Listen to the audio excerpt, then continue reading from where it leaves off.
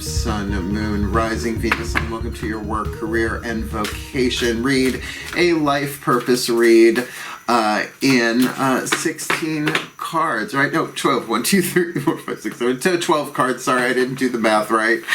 Because it changes, it seems, every time I do this 3-level of power reading series. There are links in the description box explaining what that is, but for right now, it's enough to know that I am your reader, Mark Angelo Lyons, Mal for short, professional witch, professional intuitive, and all that jazz, and happy to be starting this series. I do them a sort of general timeline, but not a timeless read, 2 months at a time, so this is for October and November 2021, but you know, I was thinking though, like, maybe they are timeless reads because they're archetype cards, whatever.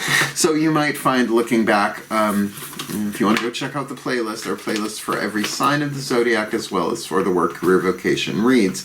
That being said, we're going to get down to business, both feet on the floor if you can. Focus on your breath, if you will. What comes out of my mouth comes out of my mouth. Explaining this, flipping the script a little bit this time with this series, just to go with the flow and look at your life purpose through the lenses of your work, what you do to survive, your career, your passion, your hunger, your thirst, and your vocation, your spiritual calling. There are chakras involved. I'll call it out as we go. Please take a nice deep breath. And anything you need to know about me is in the description box, as we know. Call upon the collective pantheons of angels, archangels, goddesses, gods, ascended masters of work, career, vocation, and the higher selves of all involved here. I need 3 Caroline Myss archetype cards for the Aries collective, sun, moon, rising, Venus signs watching this video. Receiving this reading in their work, career, vocation, October and November 2021, though I do get the feeling that these might end up holographically be timeless whenever they're catching it, but whatever. So in their work, lower 3 chakras, root, sacrum, solar plexus, but the 8th chakra dynamic of that. In their career, same thing, heart, throat, third eye, crown dynamic, their career, but what's the 8th chakra dominant above it? And in their vocation, the dominant 8th chakra vibe for their spiritual calling, their vocation for this Aries collective, sun, moon, rising, Venus signs. You guys already know what this is because it's what is in the title. And I list them: work, career, vocation. The alchemist, the mentor, and the witch. Let's get started to the series. I mean, I am familiar with all 3 of these archetypes. Obviously, I am a witch, so the witch archetype for me will get there in a bit.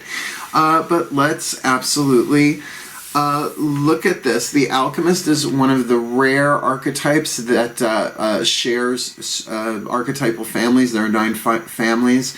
This is the wisdom family and the divine family, and this is all about lead into gold, transformation.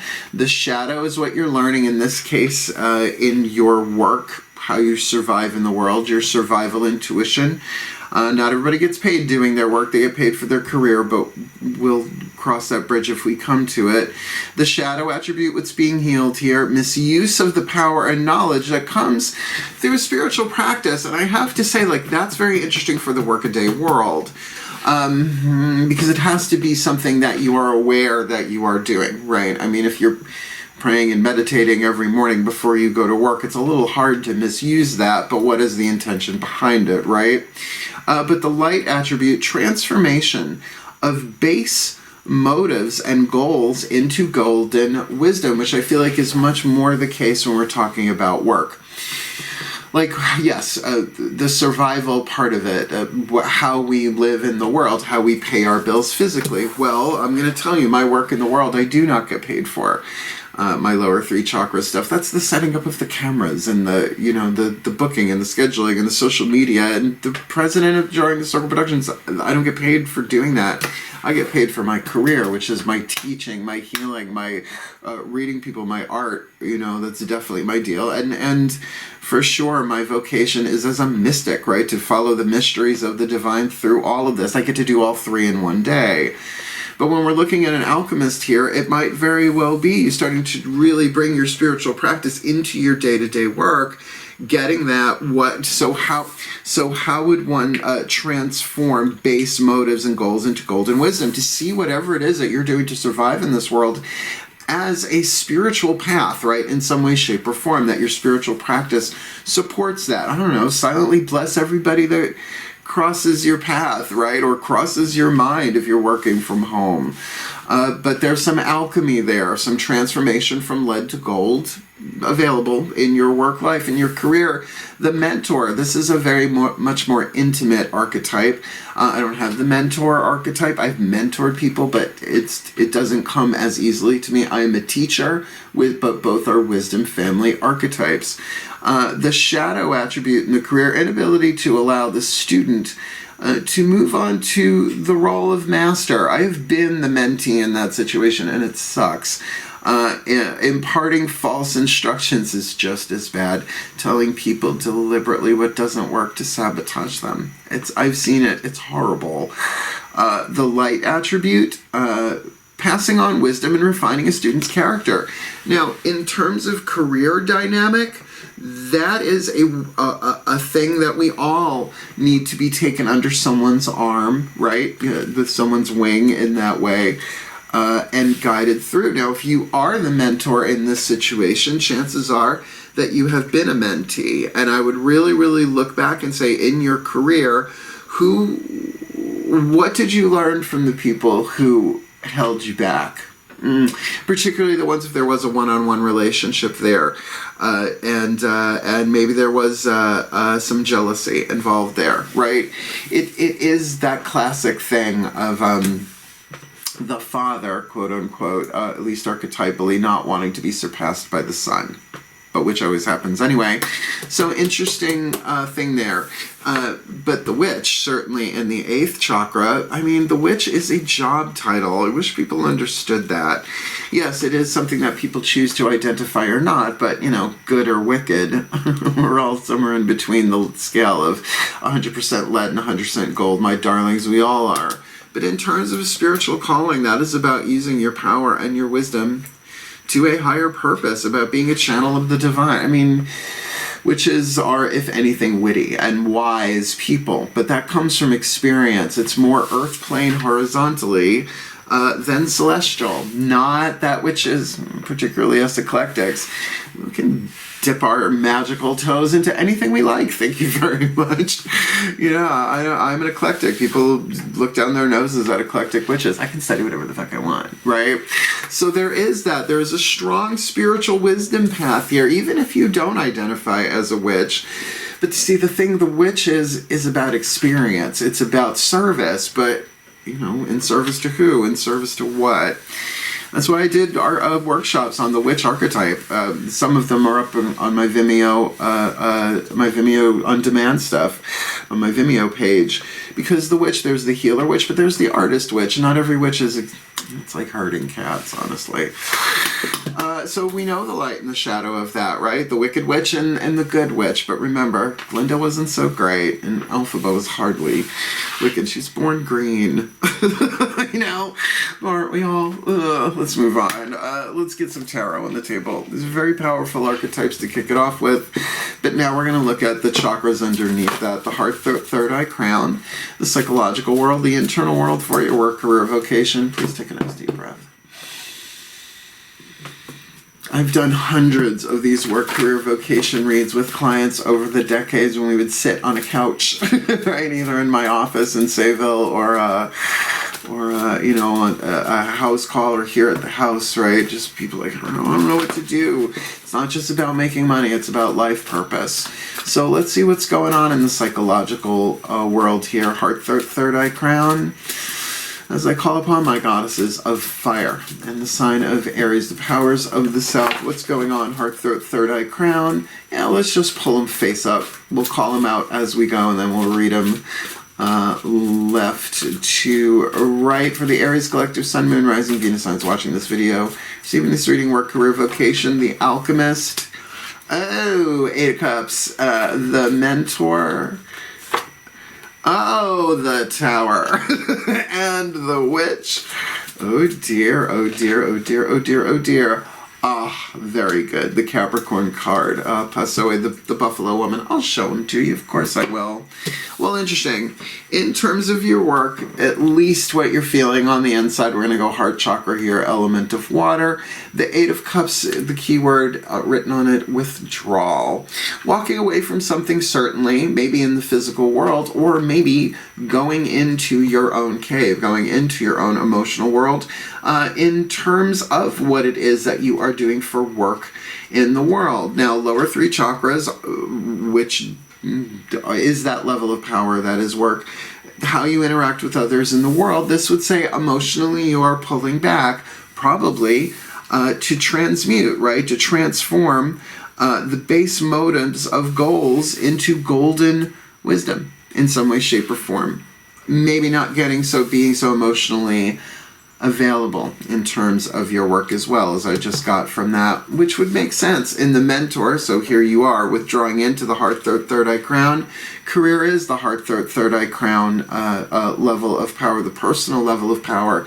Kali, the awakener. I feel like the Tower card on the inside can be a bolt of enlightenment, can be a bolt of light if light is truth, where you are awakened, you are shooken awake by some truth. Thou art shooketh, right? Kali, where is she? Kali, because wake up! You must wake up. Wake up, child. Pay attention, right? Little Kate Bush for you there. Some enlightening moment inside of you that in terms of mentor or mentee, I suppose, that's yours as a general read to figure out what that is. But there is an awakening here, hence this going in deliberately to do this work does make sense. And we have the Capricorn here, which would be the King of Pentacles. This is the Crone of Pentacles for exactly that spiritual wisdom, that which you have already attained. The thing about Capricorn is it is cardinal earth. It's a mountain, right? So the mountain goat lives on the mountain, but it is cardinal earth, creative earth. You have so much spiritual wisdom with you at this in terms of your vocation, your spiritual calling. This is about, however, as that which archetype, applying it practically to the new information that's coming in. And I can't tell you if that information, in a general read for thousands of people on YouTube, if it's coming in at you this way horizontally, because sometimes it does that, right? All of a sudden the whole world has changed one news report, right? You know what I'm talking about. But maybe it's coming in vertically. Maybe you are getting struck by lightning here. Now, if you are a literal mentor, then that's wonderful in terms of you being able in your career to share that insight, that light, that awakening that you're having. But it does feel right now in your work, the alchemist, it's like, okay, I have to make a living. I may have to keep my mouth shut about this stuff, but I can go into myself and be amongst these people. I can be in the world, but not of it. Work, right? And this does feel like you absolutely have the wisdom to do this. Yes, if there's a Capricorn father figure involved in here in some way, shape, or form, but heart, third eye crown is within yourself. It is that internal world. And yes, is the father of the zodiac. This can totally be about boundaries and ethics and all of that Saturn stuff. But in terms of you doing something that is real long-term, 10th house is highest potential. Carolyn May says, if we ever really knew our highest potential, we would run and hide. And many masters have done that, by the way. I mean, not run and hide, but, can be delayed, but not prevented. So it's like a mastery card there, particularly in the vocation. Master witch. Let's have a look-see-duck-see here. From the outside looking in, let's look at the physical stuff. The root, sacrum, solar plexus. We'll do that with the Mythic Tarot. From the inside looking out at you, from the outside looking in, maybe some of that, maybe all of that in your work, career, vocation, but definitely having to do with the lower three chakras, which are about relationships. Root chakra is tribal relationship. Second chakra is one-on-one relationships. And solar plexus is your relationship to yourself, self-esteem and intuition and all that jazz. Breathe. As I call upon my gods of fire, the sign of Aries and the powers of the South. Please, 3 cards in clarity face up for the Aries collective, Sun, Moon, Rising, Venus signs watching this video, receiving this reading for their work, career, vocation, September, October, timeless, whatever. The Alchemist, the Mentor, and the Witch. The Alchemist with withdrawal, 8 of Cups on the inner. What's going on? Whoopsie. On the outer.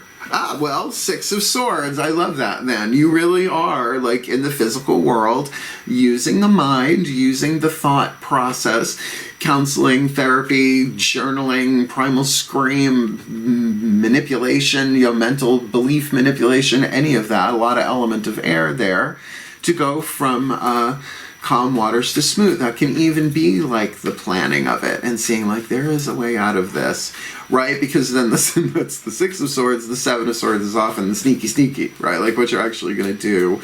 But it does feel like mentally you're navigating this, right? You're doing it with that wisdom / divine archetype alchemist energy there. How do I do this? How do I incarnate my wisdom here in a way? How do I use my workaday, right, survival stuff to be the best that I can be, right? Or whatever, your path is. So let's look at this Mentor. My gods, please. Kali on the on the tower. What do we got on the outer? Well, fuck. You got Hades, the death card. Come now.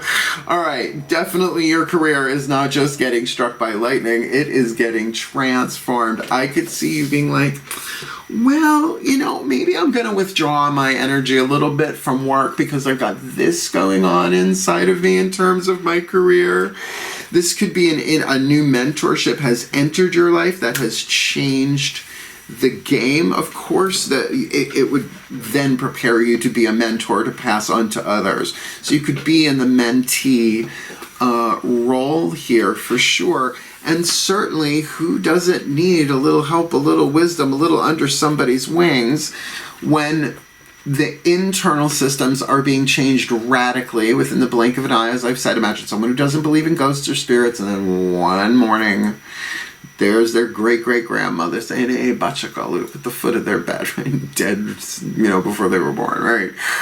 All of that disbelief gone in a second, right? Like bull in a china shop kind of stuff in terms of belief system. And your external world is transforming. But remember, death ain't the last card of the Major Arcana. It's halfway through the Fool's cycle of the Major Arcana. I find that fascinating. Let's see what's going on here with then the Witch in their vocation with that Capricorn card. I mean, it is sort of yellow brick road. If we're going to go the Glinda route there, right? It is literally the step-by-step, slow and steady wins the race up to Kiamoko and beyond. What have you got there for the Aries there? Witch in the 8th, Capricorn on the inner. What's going on the outer Page of Swords? So there are messages coming in from on high, if you will, right? Or that you are the one giving those messages. Honestly,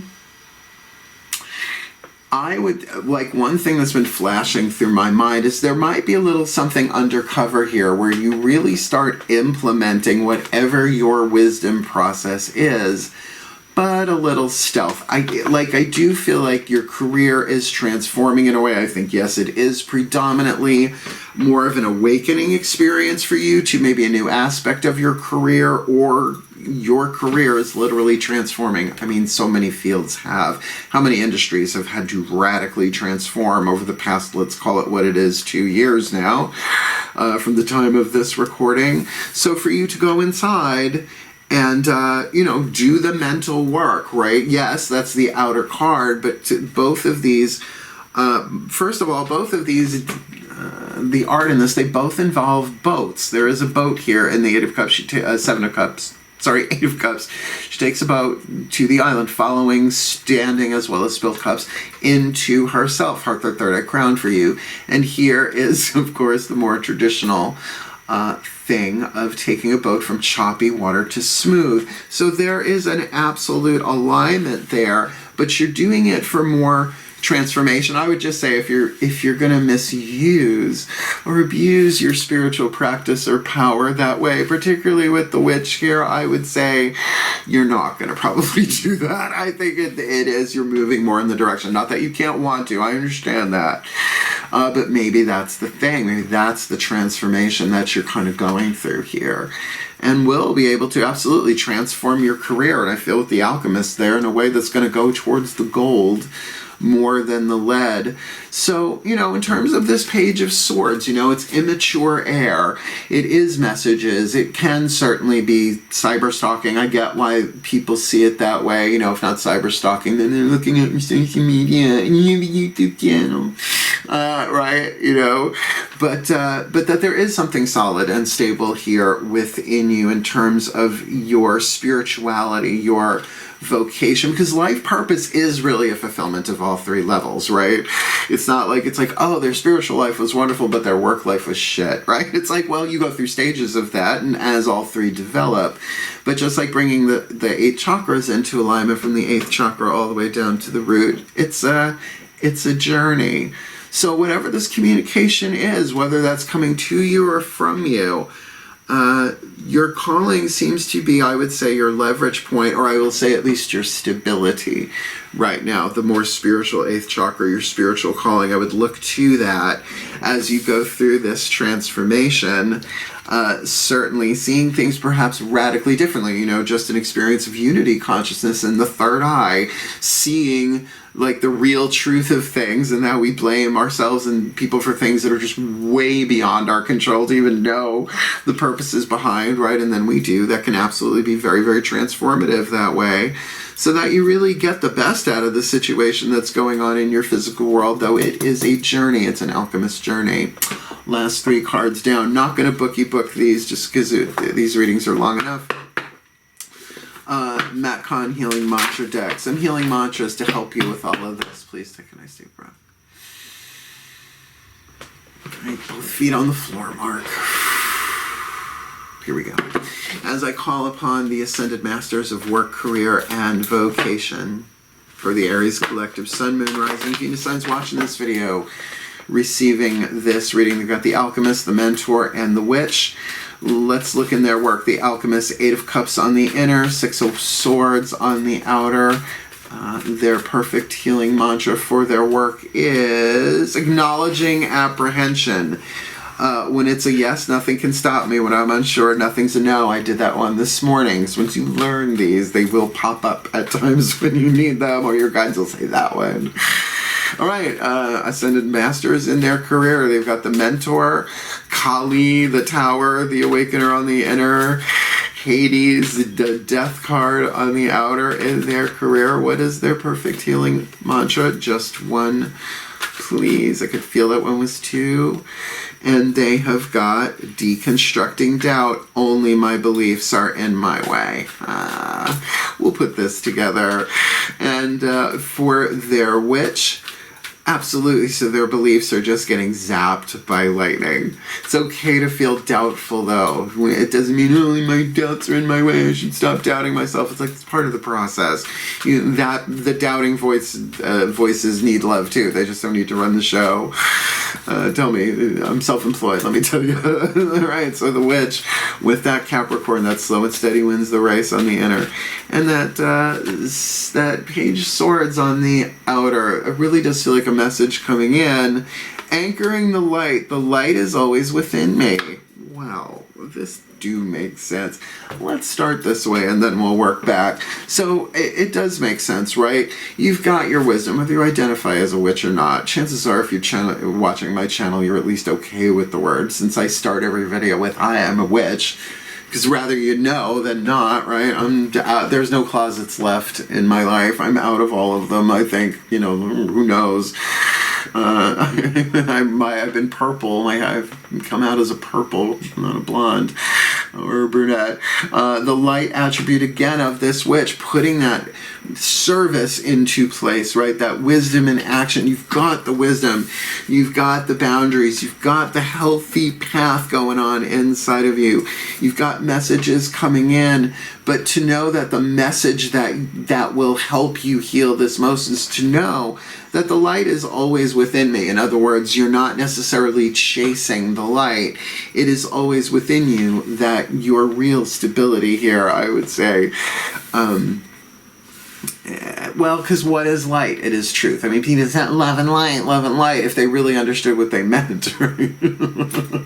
Like I said, the best thing you could curse somebody with or hex somebody with is may you heal, right? It sounds nice, but think about it, right? Especially if they don't want to heal.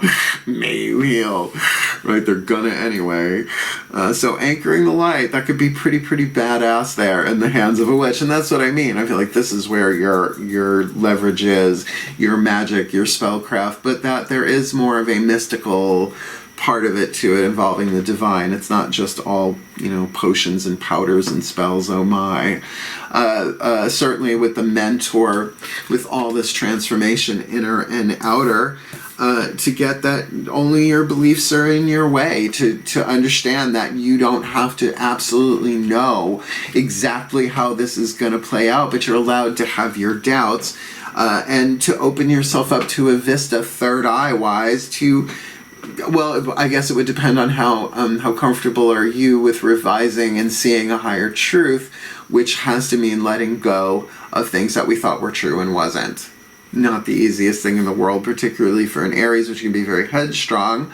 But certainly with that mentor archetype there, you are being taken under somebody's wing, or, that can be at a distance too. I've always said Carolyn Mace was sort of like a long-distance mentor.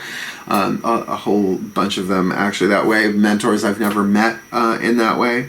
But then certainly with this alchemist in your work, there is a transformation going on in your work life anyway.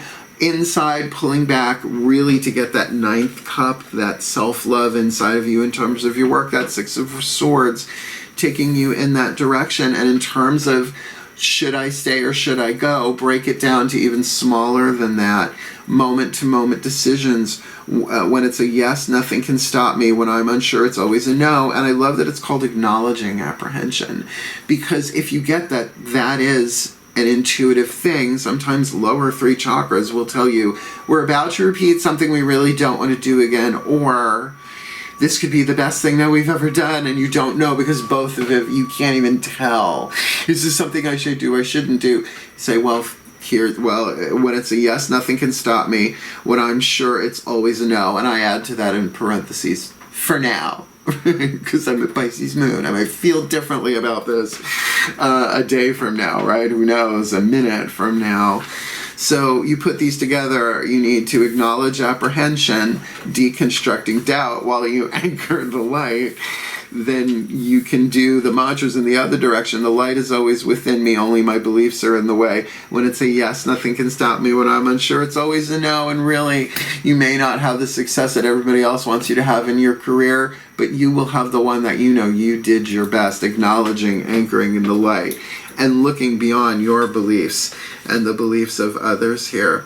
So, may the Aries collective Sun, Moon, Rising, Venus signs watching this video, receiving this reading, be blessed with all that they need in their work, career, vocation, September, October, November, December, whenever it is they come across this reading, that they may heal, that they may fulfill their life's purpose with apparent great wisdom, family archetypes across the table for their well-being and for the well-being of all. So motivating.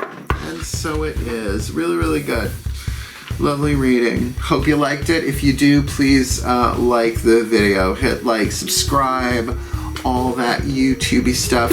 Want to book a reading with me? Like I said, everything you need to know is in the description box.